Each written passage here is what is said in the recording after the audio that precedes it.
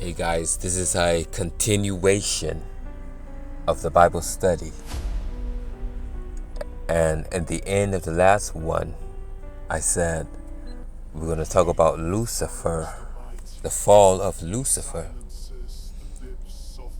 And again, I'm just a student of the Word. Be like the Bereans and check and study whatever you hear. Okay, now let's get into it. Now, in Ezekiel 28, it says Lucifer was in Eden, the garden of God.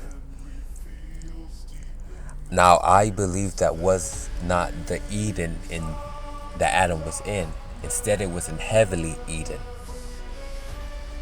But the heavenly Eden that Lucifer was in and the Eden that Adam was in, it's an interesting study in and of itself. And I would even say that Satan was in that Eden, but it's a different form. I'll get into it. Okay. Now in Isaiah 14 it says he fell to the earth, and he made the earth to tremble, and he shook kingdoms, and made the world a wilderness, and destroyed cities. Now this is when Satan had fell. When he fell, it says he destroyed cities, meaning that cities was on the earth. When Satan had fell, Lucifer fell. And when it says wilderness, one of the meanings behind wilderness is tohu.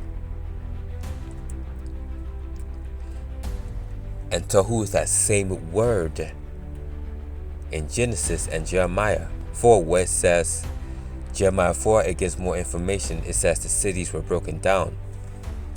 Now in Ezekiel 28, chapter 28, verse 17, guess what it says? It says, I cast you to the earth. I laid you before kings, that they might gaze on you. Now that's when Lucifer fell. And that's the same thing in Isaiah 14, I believe, where it says he fell to the earth. And when Satan fell to the earth, it says there were kings on the earth. There were kings, not Adam.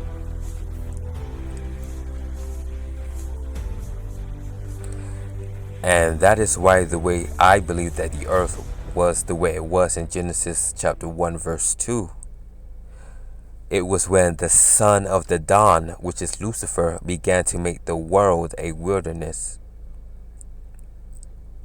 And now don't forget, in Isaiah 45 it says, God created the world to be inhabited. Meaning that if there is a gap in between Genesis verse 1 and verse 2, then according to Isaiah 45, it had to be inhabited.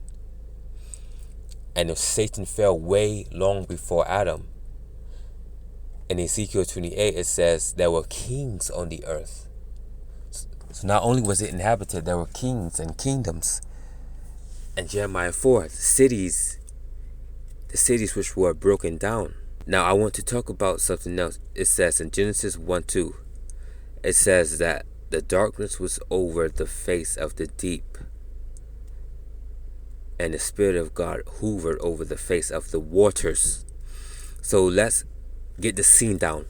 Darkness is over the face of the deep, while at the same time the Spirit of God is moving over the face of the waters. Now in Exodus, we all know that there is a darkness that can be felt, and that darkness is a spiritual darkness. And in the spiritual realm, I believe we haven't felt this darkness, and this darkness is over the earth right now. And in the dark lays evil spirits and demons, and which is why in the book of John it says, those who don't do truth hate the light and cannot come into the light because their deeds are evil. God is light. And in Psalm 79:20 it says, honor your covenant. Violence filled the dark places of the earth. Now, why does it say that the dark places of the earth are filled with violence? It is because the demons, it's talking about hell, how dark it is in hell, how demons dwell, evil spirits dwell in the dark. And guess what? It says in Psalms, the pestilence that walks in darkness.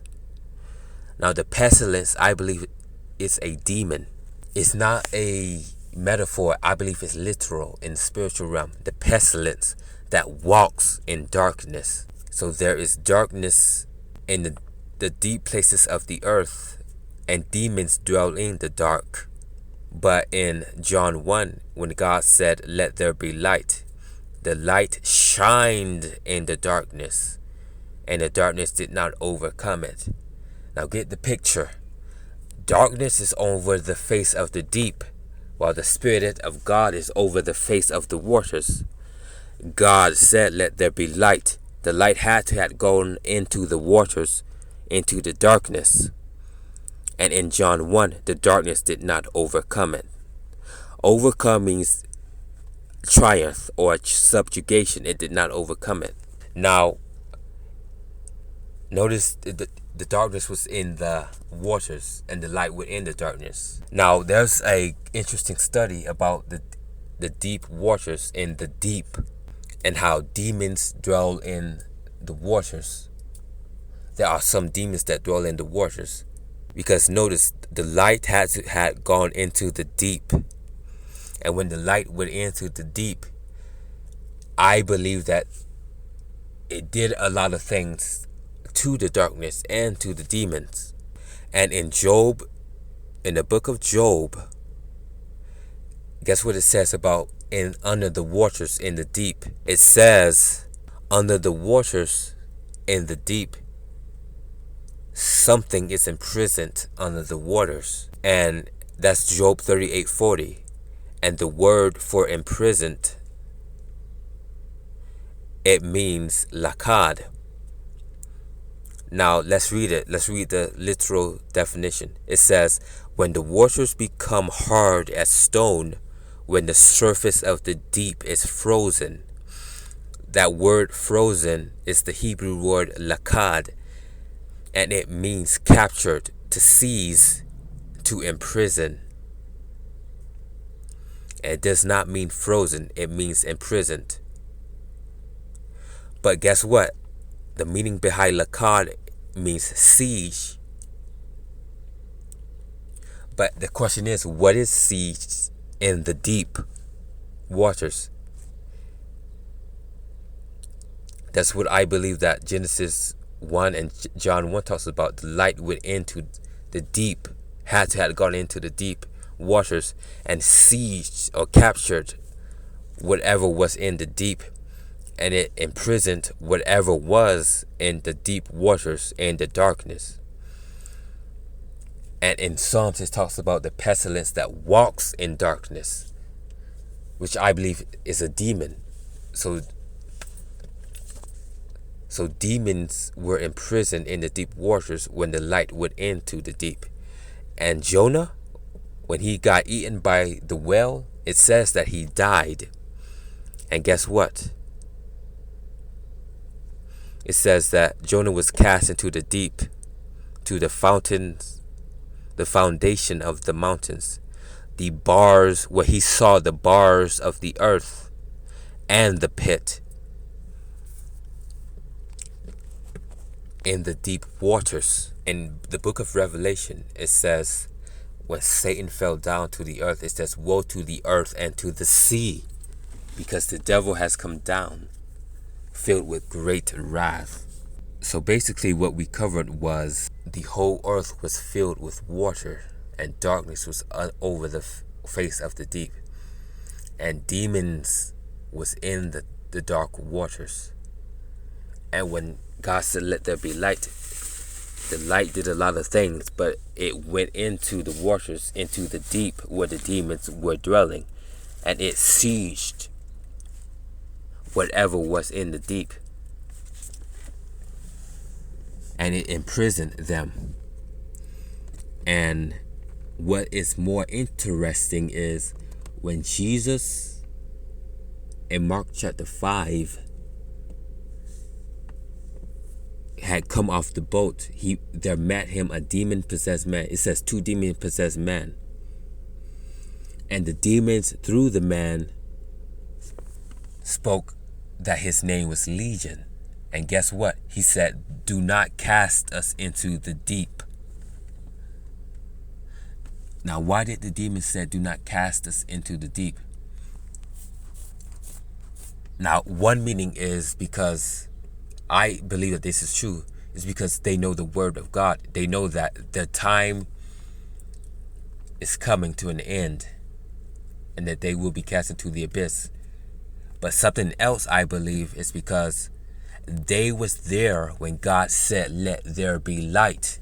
And Jesus was that light. And that light went into the deep waters. And it sieged them. And when they saw Jesus, they saw that same light. And they remembered what happened in Genesis chapter 1 verse 2. Which is why they were scared and they cried out. And when they saw Jesus, many of them said, I know who you are. I know who you are. Because they know what that light, which was Jesus, what Jesus did to them. Way back in verse 2. Because in the spirit, if your eyes were to open in the spirit, you would, if you were to saw Jesus, you would see light. I believe that when they saw Jesus, they saw a certain kind of light, which was that same light that was in the book of Genesis of verse 2. Which is why they were crying out. But then we get into something else. It says the Spirit of God was hovering over the waters. Now I believe that the whole earth was encompassed by water. And in another scripture it says the earth standing in and out of the water. The water was so great, apparently, it encompassed the whole water. It went outside the earth, out into outer space. It was so great, apparently, that in later chapter in Genesis 1, God had to separate the waters.